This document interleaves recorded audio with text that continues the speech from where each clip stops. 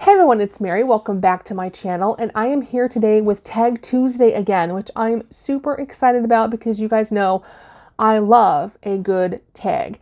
And I saw one that I'm so excited to share with you. Before I jump into this tag, first thing you guys may hear clicking in the background, that is my fan, because it is still 90 degrees in Indiana and I have my ceiling fan going and it wobbles. I probably should get that fixed. Yeah. Also, ignore the fact that my eyebrows look crazy because I ran out of eyebrow pencil this morning and had to draw them on with eyeshadow, which apparently did not work well. And I saw the eye doctor this morning and I have to have bifocals, which is not fun. But maybe I'll actually be able to read books again. This could work for me. I don't know, guys. We're going to find out because I have not read my physical TBR list because I can't read the book. So maybe the bifocals will fix that and I can actually read a book, which would be amazing. But I'm still a little sad that I'm in bifocals. Let's not talk about it. Just never mention it again. I heard nothing. All right. So the book tag that I'm doing today is called the Bookish Boxes and Buzzwords tag. And I first saw this one done by Steph's Romance Book Talk. I'm looking at my Chromebook if you guys are wondering why I'm looking down. But I first saw this done by Steph's Romance Book Talk. Love her. If you haven't checked her out, you need to. And Steph got this one from Lizzie Faye Loves Books. And what I really loved about this particular tag is that it has some really unique questions that I've not really seen on a book tag before, which I thought was awesome.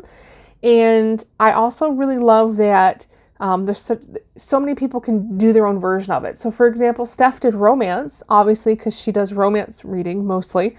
And Lizzie Faye is more into inspirational and Christian type books. So I thought it was really cool to see two different people do it from two different reading perspectives and to see what their answers are. So if you don't read romance, I would still love for you to do this tag so I can see what your answers are, because I think it would be so fun to see everybody's different answers for different genres that they read. So when you first hear bookish boxes, you're probably like me and you were thinking subscription boxes, because there are so many book subscription boxes out there, but this is not what it's referring to. It's referring to check boxes. And so it's what are the things that really draw you to a book? And it could be anything from the cover to buzzwords to settings to whatever. And so you're kind of going through your check boxes for the types of books you like to read. All right, so let's jump in with the questions because this is a fun one and I can't wait to hear what everyone has to say. All right, first one is your go-to genre or favorite type of book. And I think anyone on this channel obviously knows that my favorite genre is romance novels. So I tend to read primarily romance. And if you break down the romance genre into subgenres or particular types of romance novels, for me, I really like a good historical romance. Love those. I enjoy a good paranormal romance depending on the type of paranormal. I don't do demons and witches because I'm not into all that, but I'll do a vampire or a werewolf. And then I also really like a good contemporary romance, so I will read those. All right, next question. Retellings you are drawn to. I think anybody who's on this channel for more than 5 minutes knows I love Beauty and the Beast retellings. I have read pretty much every major Beauty and the Beast retelling out there. It's absolutely my favorite. That was my favorite Disney movie growing up. It's my favorite remake of a Disney movie. I love the cartoon version and the regular version with Emma Watson. Is that her name? The chick from Harry Potter. Love these so much, and so I adore all of the retellings. And so if there is somebody who's oh, so-and-so wrote a book and it's a retelling of Beauty and the Beast, I'm going to go buy it because I'm obsessed and I love it so much. All right, next question. Lifestyle or careers of characters you are drawn to. I'm really kind of a city slicker, so I really like books that are business people or kind of portray a city life. I don't really like things like cowboys and westerns and farmers and small town. I'm not going to read that. So if it's the opposite of that, I'll probably check it out. Because I like reading about busy lifestyles and things that are more reminiscent of what I live every day, I guess, would be the way to explain that. Places or settings you are drawn to. And again, that's the next question. And again, cities. I like city stories. If it takes place in Chicago, New York, Las Vegas, like a major city, I will probably pick up the book because I love reading those types of books. And I think the reason why is because those books tend to be very gritty and they have a lot of action in them because, you know, New York is a city that doesn't sleep, for example. So of course there's always something crazy going on. So I'm really drawn to, you know, settings that are like urban and big city type life.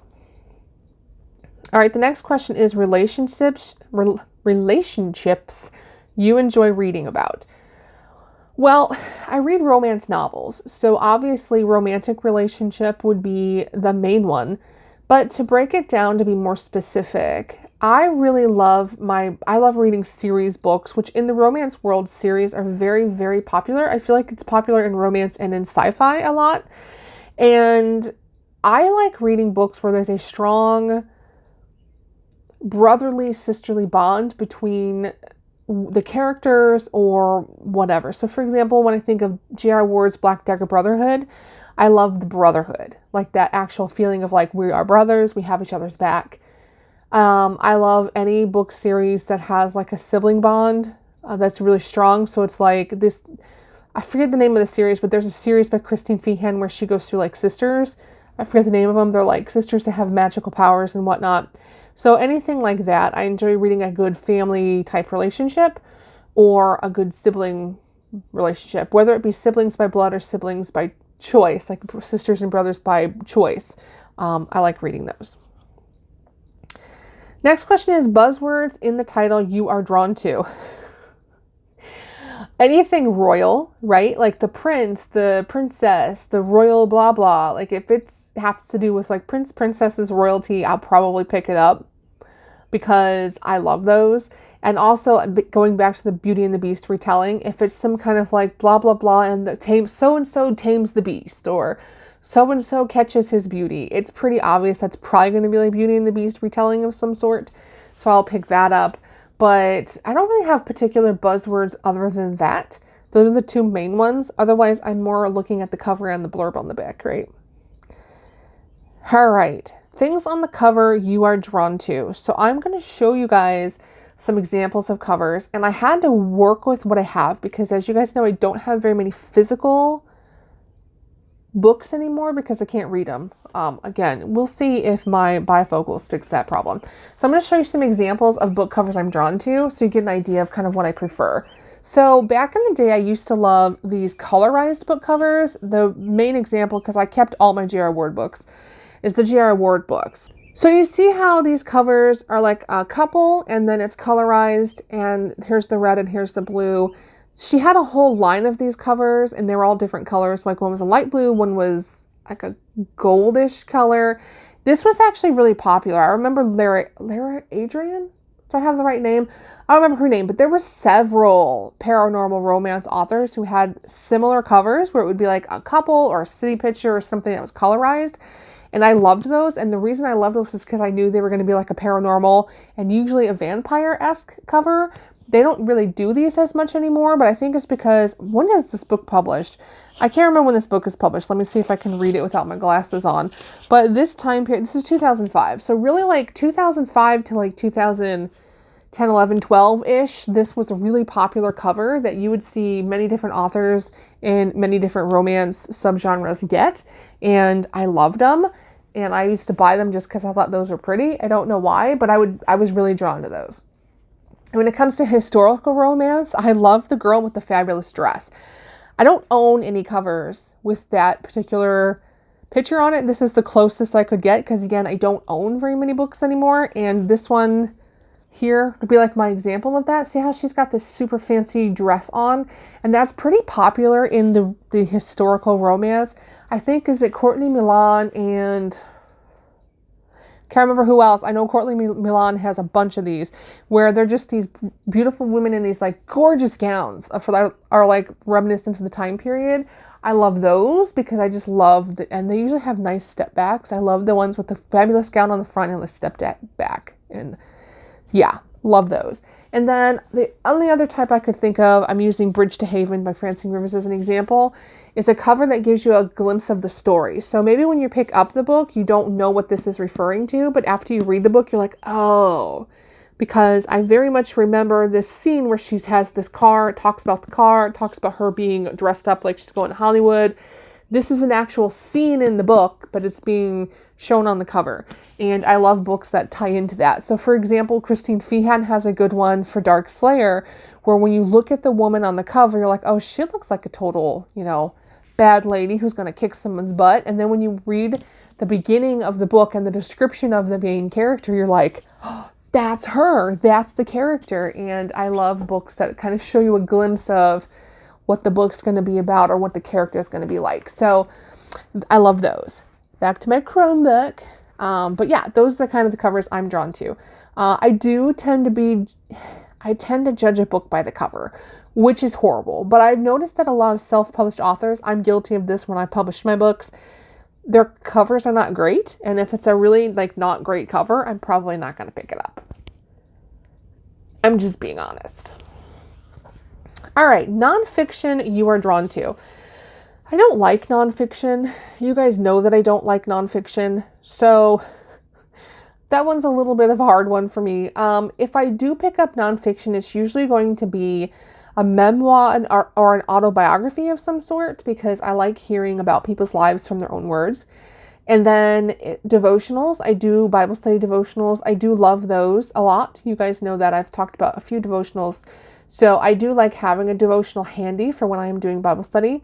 And then sometimes I'll get books on organization. So I don't do a lot of self-help books because I find that a lot of them aren't really that self-helpish, to be honest with you. They're just a lot of tips that you can get from Googling.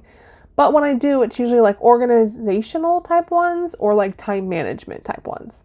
But I really don't read a lot of nonfiction. It's just not my thing. The next question, medical or physical conditions of the characters you are drawn to. I don't really have one. Honestly, I don't particularly look for books that have medical conditions in them. It's not something that I'm concerned with, which maybe I should be more looking for books like that. I really don't have an answer. I know my friend, for example, has a child with autism, so she looks for books that have strong autism representation. And I also have a friend whose husband is in a wheelchair, so she looks for books for people that are paraplegic or, paralyzed in some way. But I don't particularly seek out books that have any kind of medical condition in them. So I don't really have an answer for that particular question. All right. There are 2 bonus questions. The first one is, any other Bookish boxes or buzzwords not mentioned that you are drawn to? I think the most recent one would probably be the Mafia kick that I'm on. I love Mafia. I love vampires. I love, I think what else? Mafia, vampires. We already talked about Beauty and the Beast. I can't really think of anything else. Those are the 2 main ones. If you have a contemporary romance and you talk about billionaire ones, I love those because usually billionaires are jerks and it's nice to see somebody put them in their place. But other than that, not really. Don't have any more. And then bonus number 2 is, what bookish boxes or buzzwords turn you off? And I kind of briefly mentioned these when I was talking about lifestyles and things, but I don't like cowboys. I don't like farmers. I don't want small towns. I don't care about those things. That's horrible. I don't care. I don't like witches. I don't like demons. And I don't like alien sci-fi type things. So those are big turnoffs for me. I've had a couple people send me self-published books to review. And then one was a witch with a fairy or something like that, a fairy man or something, and I was like, I don't care about that at all. And then someone else sent me a book that was straight up a cowboy western romance, and I'm like, I don't care about that stuff. It's just not something I prefer to read. So those are kind of the things that I won't. Oh, another one that I don't like. I have a whole list of things I don't like, as you guys can see. I don't like the Scottish Outlander type thing, the guy in a kilt. I don't do Scottish. And I keep getting recommended a lot of the Scottish romance, historical romances. I have nothing against Men in Kilts. They're, great, good for you, rock on, Scottish people. But I'm not into that because I don't know a lot about Scottish history. So it's not my thing. So anyways, those are some things I don't like. All right, guys, those are my Bookish boxes and buzzword answers, and I cannot wait to hear what you guys' answers are to these.